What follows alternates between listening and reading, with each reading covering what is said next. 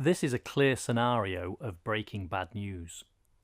You will have heard of the SPIKES, S-P-I-K-E-S protocol, which is extremely helpful in breaking down such a difficult scenario into its component parts and helps the candidate think of all the important aspects.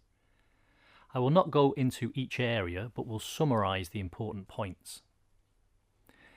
The candidate here ascertains well the initial symptoms and the reason for presentation. He clearly demonstrates a large gap in the patient's perception of the problem and realises that this news is going to come as a shock. At this point, he could have asked if she has anybody present with her today or would like anyone to be present.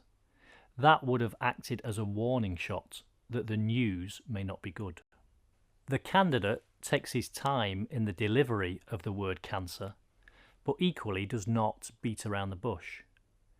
He uses pauses well to emphasise the seriousness of the situation, and once the bombshell of cancer is dropped, he leaves the patient time to comprehend it.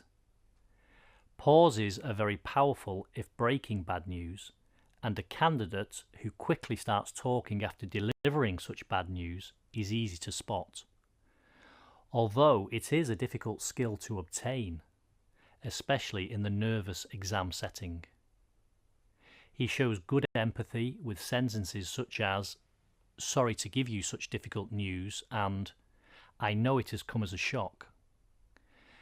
But if the pause feels too long and uneasy, then he could have asked for permission to continue, which shows the examiners you are aware that the patient is in distress and that there's an acknowledgement that further information may not be comprehended. The candidate tries to be positive, saying that the cancer is potentially treatable, but acknowledges that this is not his area of expertise, which is entirely valid.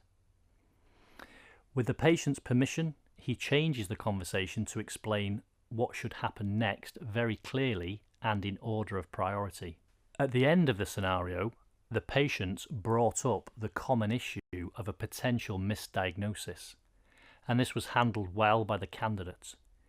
He acknowledged it is difficult to comment fully as he was not present at the time, but he also acknowledged that how she initially presented would not automatically lead to the diagnosis she now has. Breaking bad news is a very common scenario in the PACES communication station, and practice locally with colleagues using the SPIKES protocol and the Royal College mark sheet may be something to concentrate on in the lead up to the exam, especially if it's not one of your strengths.